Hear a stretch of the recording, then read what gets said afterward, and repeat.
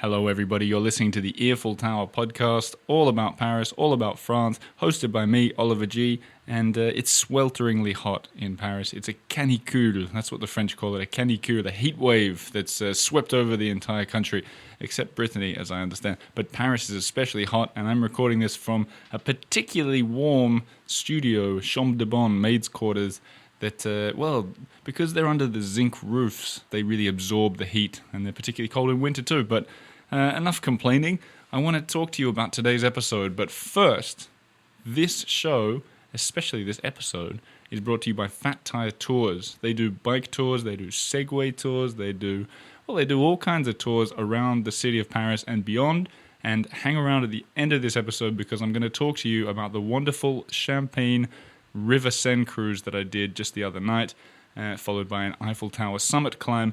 I'm going to talk about that, and remember, if you fancy booking it as we're speaking, you can get 10% off any of their tours worldwide by using the code EARFUL at checkout. EARFUL, E-A-R-F-U-L. Please do it. It'll let them know that this partnership was worth their time, and it'll really help me out too.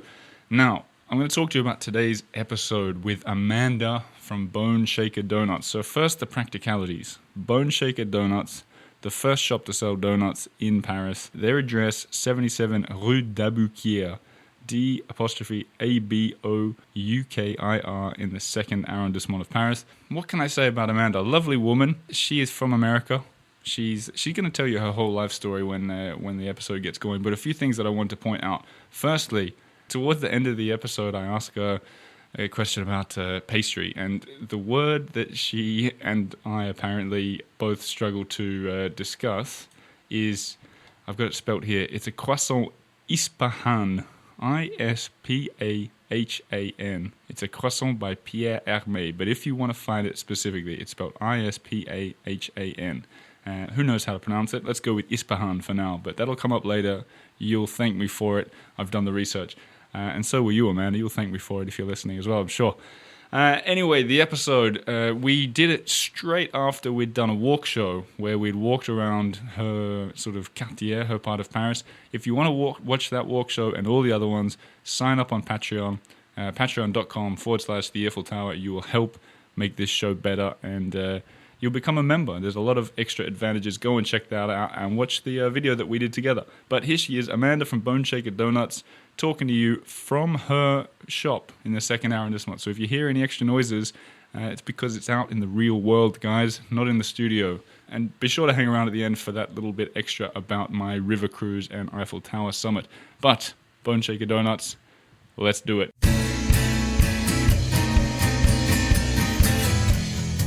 Okay, Amanda from Boneshaker Doughnuts. Yeah, good morning. I was going to say welcome to the studio, but once again, I'm out of the studio. I'm in your donut shop. Yeah. Thank you for having me. Thank you for having me. And thank you for doing the walk show just then. Yeah, that was good. Did you enjoy it? I loved it, yeah. I feel like there's no better way to get to know a city than to see it through the eyes of someone who experiences that part of the city. Yeah, and to especially walk. I think it's the best part as well. Yeah. Isn't this city built for walking? It really is. Don't you always say it's built for walking and donuts? Isn't that what you always say? That's what I always say. Let's talk a little bit about donuts, because after all, that's the topic of the day, really. How you came to be an American/Irish pastry donut person. Yeah. It's a complicated tale. It is, yeah. Can you walk me through it a little bit? Sure. So I first came to Paris to study at the Cordon Bleu. And the Cordon Bleu, for those who... It is one of the oldest pastry schools, I think, so it's a very old culinary school here in Paris. It's where Julia Child went. Mm-hmm. Did that draw you to it? It actually, well... I was at college. That's a yes. Yeah. Well, no, actually, I was in college. I originally came here as an art history student. I was in college. I met other kids who were studying at the Cordon Bleu. Right. I'd worked in restaurants since I was 15. I wanted to move back to Paris. I was interested in studying pastry. So I actually heard about the Cordon Bleu through these other kids that were studying abroad a million years ago. Right. I think I even found out that Julia Child went there like after I was enrolled. I don't know the timeline about that. But basically it was like kids drinking in a bar that like turned me on to the Cordon Bleu. So I went there, got my pastry diploma. What is that? So what's a pastry diploma? So it's a 9-month course, and then usually there's a 3-month stage after that. So it's just like a human pregnancy. gestation period of 9 months to become exactly. Right. So your fourth child in a way. It is, yeah. There we go. Yeah, so I did that, and ironically, I actually was pregnant with my eldest son during the during the course. Gosh, 2 at once, twins. Yeah, exactly. So after graduation, I moved to Dublin. Mm-hmm. My son was born. That's odd, by the way, Dublin. Well, how does that fit in the picture? Well, his dad was Irish. Okay. Yeah. So moved to Dublin, and I lived there for 8 years. Worked as a pastry chef for those 8 years, and then moved back to Paris in 2012. Okay. So the whole time I was in Dublin, I liked Dublin, but I really missed Paris. Okay. So moved to Dublin, was only planning on staying like 2 years. It turned into 8, as life sometimes does. Oh, yeah. But the whole time, the plan was always to come back to Paris. So I came back in 2012 and worked at a restaurant here for just about a year and a half, actually not far from the shop where we are now. It was close to Les Halles, called Comptoir de la Gastronomie, doing traditional French desserts. And then Louis, my husband, who's in the background. He was in the hello, background. You want to Louis? say hi, Louis? Hi. Who is also from Dublin. We knew that we wanted to open something together. He has been in the hospitality industry since forever. He was used to manage Irish pubs in the city. In Paris? In Paris, okay, yeah. Cool. So yeah, it's a little bit of a weird story. No, like but don't people you always find think I met him in Dublin. I But didn't. don't you think a lot of expats and foreigners who live here have these weird stories? It's kind Yeah, of well, rare that people just go... I know. Oh, I direct- just came and Yeah. that was that. Yeah, Yeah. no, it's like huge. You have to be a complicated Yeah, person. exactly. With some kind of screws loose. And maybe that's Exactly. why it works that you opened a successful donut shop. Yeah, exactly. Right? You know, you got to be a little wacky, I think, right? A few screws loose. Yeah.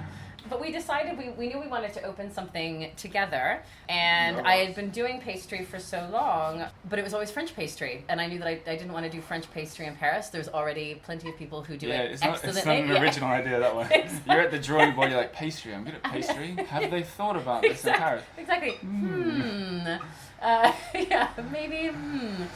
So we decided to do donuts. Yeah, great. Yeah. So there was I think I said the same joke in the walk show that we did, but there was a hole in the market, like a Yeah. hole in the Wah, donut. wah, wah. And then you came and you started making. So I should have that sound for my show for guests to press every time I do it. So you decided to do donuts in Paris. Yes. Let's talk about the area you're in, because you're very central.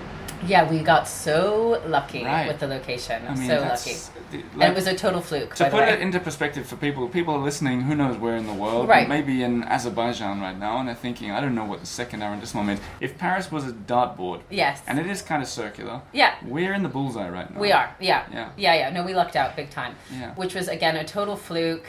We'd been looking for ages, again, like typical Paris story where like we had signed on another property that fell through. Like, you know, basically anything and everything that could go wrong for us opening the shop happened. Do you have a leak? Yeah, no. I hate to jinx you, but that's the next thing. I know, I'm like, okay, shh, no. Okay, no leak. No leak. Okay. No leak. Yet. Yeah. But as anybody who has opened anything here will tell you, like, you know, as we found out while we were doing it, like it's really common to lose the first place that you sign on, and like, you know, your lawyer has signed off on all the papers, and of course everything should be fine. So that happened to us, and you know, it was the end of the world, and you know, we thought we were devastated.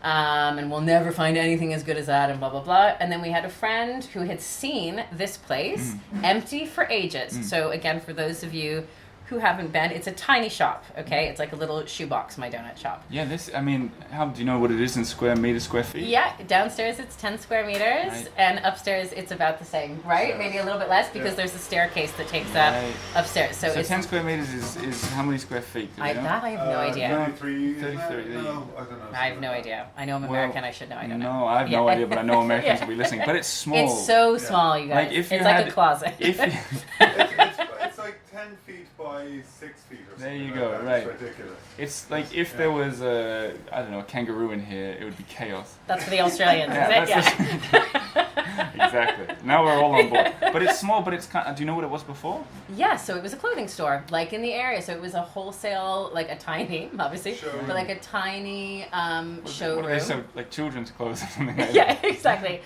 Or cat clothes. Yeah, exactly. And miniature dog clothes. But that's why, so there's so we kept some of the elements. Right. So there's mirrors everywhere when you come in, and I liked that for two reasons. One, I liked that it retains a bit of its history, because I do like the fact that traditionally this being like a garment district, I was like, let's keep that. Also, it makes my tiny shop look bigger. True.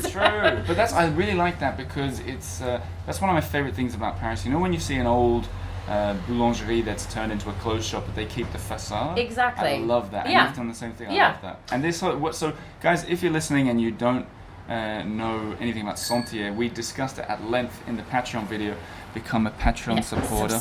Subscribe. But we walked around Sentier. The word means path in French, but it's literally a garment / clothes manufacturing district. Like wholesale district. Yeah, and there's a lot of history going on. And when we did the little walk, we were pointing out some of that kind of stuff. But it's cool. So you've retained a bit of that history, but you also bring in that new side of Paris right into the heart of this. Exactly. Place. Yeah. So what's been the reaction to that? It's been really positive, which is great. When we opened, we weren't sure if, well, actually initially I thought, oh, it's going to be, who doesn't like donuts? And then I had some of my French friends sort of instill that seed of doubt where they were like, I don't know that French people are going to really be going for the whole donut thing. So then I thought, well, I hope it's not just all expats, because it'd be nice to get, we're in Paris. I'd like to have some, Parisians come to the shop as well, obviously. So initially we sort of found out that French people had this idea of donuts in their head as kind of the epitome of everything that's wrong with American food. They were like, they're industrial, they're so fattening, they're gross, they're fried in oil, it's the worst of the worst. But when but they were curious, so people would start coming in, and once I explained, I was like, yeah, they're fried, okay? Can't get around that. They're definitely fried, and thank goodness they are, because it's delicious. But, when I explained that, no, it's dough that we hand make, it ferments overnight, I'm here at the crack of dawn, rolling donuts out, cutting them out by hand. That's something that's very familiar to French people, because it's the boulangerie, it's the patisserie. Right. So once you put it in those terms, it was literally, aside from the fact that I'm frying them instead of putting them in an oven. You're speaking the language that they understand. Yeah, exactly, which is why it really was such a good fit, because it's it's pastry. You can do the industrial version, of course, where it's, you're making thousands a day, and, and it's machines who are doing the work and everything. But here, it's no, there's people here making them with their own hands. It's butter, eggs, milk, all these ingredients you're familiar with. There's no weird additives. And one actual metaphor that I use a lot that French people it clicked with them is I was they're like baguettes, because people would be like, how long, can I eat them tomorrow, and blah, blah, blah. I said, no, you have to eat them, the sooner, the better. The sooner that I put them down in the case, that you eat them, the happier you're going to be. The opposite of wine. The opposite of wine, But I was like, it's like your baguette. You could eat your baguette tomorrow, but it won't be as good. And they're like, oh, yeah, I get it. That's cool. So how about, we should talk about, and I'm sorry to do this to you guys at home, but we're going to talk about delicious food for a bit, which could be quite difficult if you're out on a jog or something. Sorry about that. Sorry about that. Maybe fast forward this bit. But maybe walk through a little bit of the donuts, typical, they're about 1 foot behind you right now, so you could cheat and look. Yeah. But talk us through some of the flavors for someone who's no donut expert. I try and keep things pretty classic but elevated. So I'm kind of looking at them like pastries. So we have a mix. We do our plain glazed, of course. Which, by the way, the OG, which resonates with me as an Oliver G. Of course. But I have it on good word you didn't name it after me. We can say we did, though. For this episode? For this episode, let's just say we did. Yeah. But what is it, the original gangster? Is that it? Original gangster plus original glaze. So you see, we're so funny there. Yes, I love it. Triple meaning, the old triple meaning. Exactly, the old triple meaning. Then we do a cinnamon sugar, which is actually, I use our vegan dough for the cinnamon sugar. Do you get a lot of vegan questions? We get a lot of vegan customers. From Parisians? Yeah, it's big. I actually, myself, have been eating mostly plant-based for a while, so that's kind of my thing that I'm interested in at the moment. So we get the vegan donuts are going quite well. Cool. So we do that cinnamon sugar. We do a beer glaze. A beer glaze. Yeah, right. Which actually started out as kind of a novelty St. Patrick's Day flavor and worked so well that people demanded that we keep it on our constant menu. Yeah, that's good. That goes to show why you should always experiment with everything. Yeah, exactly. Yeah, because that was one that I was like, oh, we'll just do it for today and it'll be a bit of a laugh. Yeah. And people were like, this is delicious. Yeah. I was like, okay, great. That's how I heard in Sweden, they Yeah. once had rotten fish, right? Yes. Way off topic. Yeah. do not do a rotten fish flavored donut. Right. But fermented fish, Yes. so old, it was in the bottom of the boats, and the Vikings were sailing to Finland, and they had nothing to sell to them. And the Finns are like, "What have you got for us?" And they said, "Well, we've got this delicacy here, this old fermented fish, Yeah. just trying to get rid of it." Yeah. And the Finns bought it, and they all laughed about it. Literally ate it up. Yeah. Yeah. And then a year later, they come back and they're like, "Oh, we've got all this stuff to sell you, leather or whatever." And the Finns like, "No, we want some of that fermented fish the delicacy." And now it's a thing. Yeah. Surströmming, it's called. It's stinky though, isn't you it? can't open it. You have to open it underwater, otherwise the neighbors complain. Yeah. No. Do thanks. not do that. Yeah, exactly. Okay. Maybe we can do the new stinky fish. Yeah. Putrid. Yeah, putrid. exactly. But you've also and on the walk show that we did just before, you said that you do different flavor every month. Yeah, or? so I change the flavors every month. We do there's at least one donut that changes every month. This month is and it's usually like a fruit that's in season. In the wintertime, it'll be more of like a spiced thing. So now it's cherries because, as you can see, the markets, and as we saw on our walk, the markets are overflowing with cherries. Expensive though, cherries. Is it just me? They are expensive, but I mean, Yeah.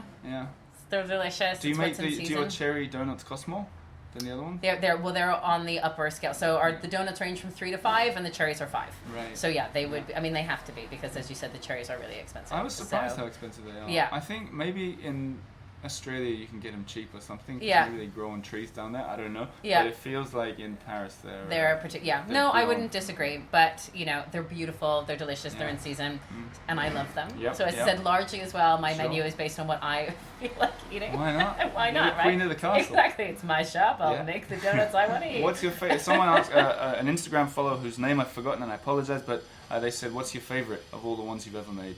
So that's a hard one. I get asked that a lot. So the donut of the month usually is one of my favorites. I really love the rhubarb and the cherry pie. However, if I had to pick one that we have year round, we do a salted caramel donut, and we have it. So we have some donuts that we have, 365 days a year, and the salted caramel. If somebody said you can only eat one of your donuts from now until forever, that would probably be it. Well, you wouldn't want to eat it just forever. Maybe if it was your last Oh, donut right. before you had to go back to Dublin Well, or something. speak for yourself. Maybe I would want to eat. Let's talk about the name Boneshaker. Yes. I've only got a rudimentary knowledge of old bicycles, but Yeah. is it an old bicycle? It is. Yes. Yeah. No, I did look it up before Yeah. I came. I was like, wow, very good, What's impressive. Is that one of them? That's up one of there them on there, the and that's one. Well, you can't see it as much here, but it's next to the coffee machine. There's a watercolor of it there. So yeah, it is the Velocipede, is what it's called Velocipede. in French. So the reason we chose it is it's one of the first prototypes of bicycle. It was invented in France, and then when it shipped over to the Americans, they called it a bone shaker because it was a wooden frame. So on the cobblestones of New York, it was obviously a little bit rattly to ride. It wasn't probably the most comfortable thing to be cruising around town on. But we love, so I'm a history nerd. Me too. And we also, right? Nothing And wrong with that. we cycle. We're really avid. Well, Louis is more like an avid cyclist. I just kind of tootle around town on my little bike. But we cycle. And I loved the French American connection. I thought it's kind of cool. Invented in Paris, shipped to America. We're kind of doing the opposite with donuts. So, there you go. Boneshaker was born. What other kind of history stuff do you like being in Central Paris like this? Well, I actually studied art history in college. So I'm quite a big history dork. Actually, there's pretty much not so I'm really into. So I spend a lot of free time at museums, and it kind of varies on what I'm into at the moment. I mean, there's pretty much, you could sign me up for any sort of historical tour, novel, anything. I'd be into it. I don't really. Really? Yeah. Have you got something in Paris that's especially dear to you, and not so much art, but something that you like to look at? Architecture or a little curiosity or anything like that? I'm sure, probably yes. Now when I'm thinking about it, there's actually so much, and that's one of the things that I love the most about Paris. That it's really hard to, you'll leave and 15 minutes from now, I'll be like, I should have said whatever.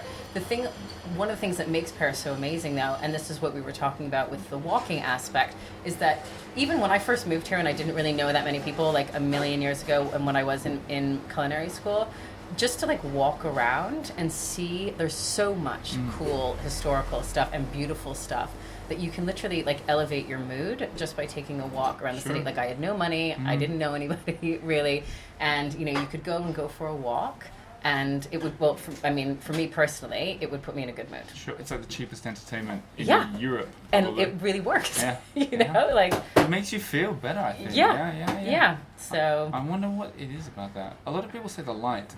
maybe. Yeah. It's just beautiful, you know? So what I like to finish on is you've got to imagine you're going to be sent back to America. Yep. Or Dublin, perhaps. Yep. Tomorrow. Okay. So today's going to be your last day in the city of Paris. Yeah. And you get to spend it in any arrondissement, any district that you wish. Right. With the rule being you can't cross the border into another one. So I have to stay just there. Yeah. Where would I go? I'd probably say the Marais. So the 3rd/4th? Yeah. Well, I need one of them. Okay, let's say the 4th. Okay. And Yeah. what's so good about the Marais? Well, it's one of the first places that I fell in love with here. It's one of the first part of town that I kind of discovered and fell in love with. You have a very high concentration of good food Right.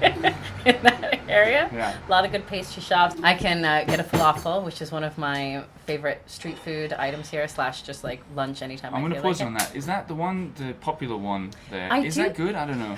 Do you know what? So this is controversial, perhaps, and they might not love me for saying this. When they are on form, there's none better. Okay. But sometimes you do get them on an off day, I will say, okay. which is, devastating. When Well, you're... put it this way, is it worth queuing up for? Yeah, Yeah. I'd say so. I mean, if you go, sometimes you go and the queue is like half a mile down the road. Yeah, No. forget it. If you're waiting there for, like 10 minutes, absolutely. Yeah, definitely. Go for it. Okay, so we've had the falafel, now you got the afternoon. What are you going to do? Well, see, the thing is, from there I could walk down the Seine, so that's why it's good, because you can just walk straight down past St. Paul. I'd still be in the 4th if just I don't did walk it. too far along the Seine. Exactly. But you can see everything from there. True. The architecture is really lovely in that part. You have a lot of like the medieval buildings are there, which I really love. It just sort of has that really like old world Paris. Agreed. Yeah. And one final question I Yeah. have for you. If you're going to have one last pastry Yeah. on that last morning, Yeah. and you can't have a donut, what would it be? I would have, so this is going to be really embarrassing because I'm not really sure about the pronunciation of this. Like, we're back to the quince-a-calorie. Don't tell me you're going to say croissant, right? Yeah, exactly. It's something called, it is a croissant, but it's, do you know the Pierre Hermé croissant where he does rose, lychee, and raspberry? It's called like the IFA, like everybody's going to be mocking me because as a pastry chef, it's like, you should know how to say this. IFA Sam, IFA Okay, I something. don't But know, basically, it's a croissant by Pierre Hermé. And it's rose, lychee, and raspberry all in one. And it is literally probably the most beautiful pastry I have ever. If you're going for like a viennoiserie kind of like thing. Okay, I'm it's going to look amazing. that up. You might have to text me so I know exactly how you spell it. I so know how I can and, find- and what you and and what how Amanda- not to pronounce it. Well, what Amanda's referring to is that we did a walk show. And when I say walk show, by the way, Yeah. some people might be listening for that. Maybe your family is listening. Yeah, maybe. A walk show is it's like a talk show, but when walking. So the idea is Amanda and I walk down the street with a stabilizer and a camera, and we point things out. It's not just me and Amanda every week, different guests usually. But Amanda's one of the few people who's been on two. And on the first one that we did at Christmas time Yep. down Rue Montague, one of Yep. my favorite streets, we came across a hardware store.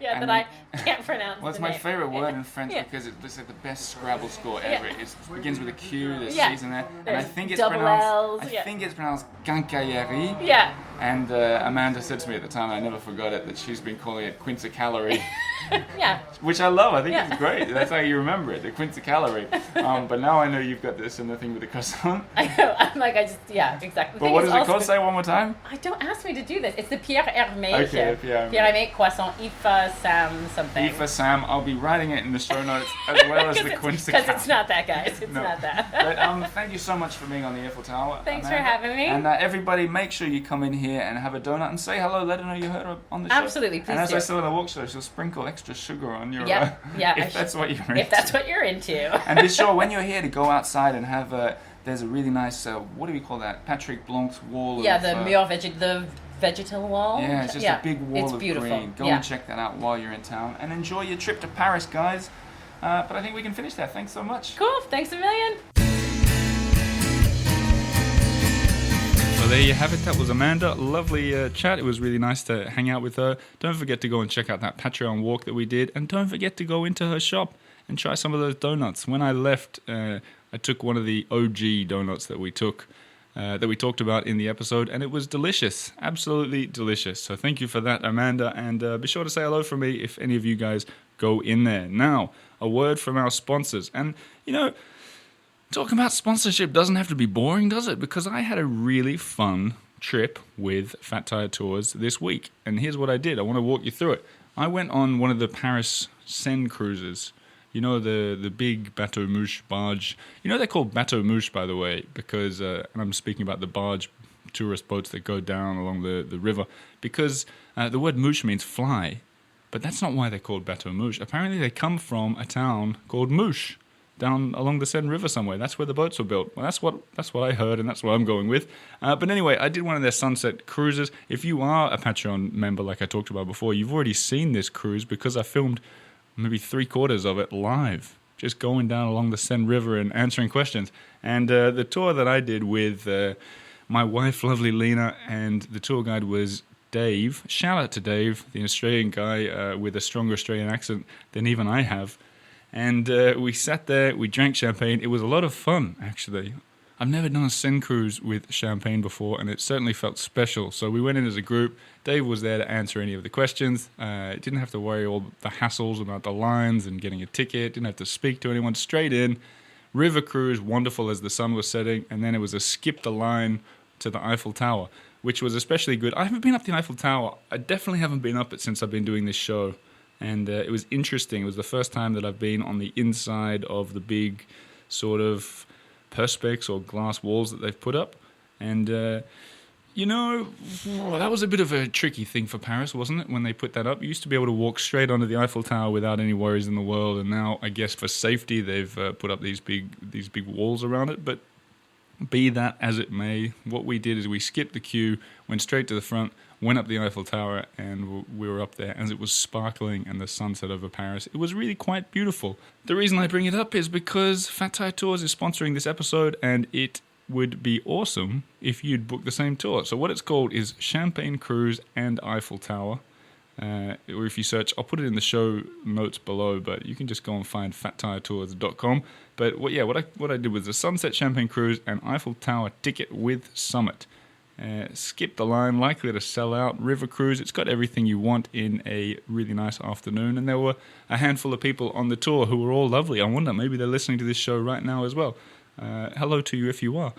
But there's a little tip, go and check that out. Take out the hassle of going up the Eiffel Tower and doing the Seine River cruises, and if you want to get a really good taste of it, go and look at the Patreon video that I did. It'll give you an idea what it's like to cruise along the Seine River. So check them out. Once again, if you want 10% off all of their tours, and I'm saying this, there are a lot of tours. They were the ones that did the Giverny Monet's Garden thing that I did, Versailles, all that kind of stuff. Bikes, walking, Segway, lots and lots of stuff. 10% off at the checkout. Put in the code word earful, and it works in all the cities. Works in Barcelona, works in, I think, San Francisco as well. Go and check it out, fattiretours.com. That's enough of that. I'm going to get out of here until Monday. Thank you very much for listening, and have a lovely week. Au revoir.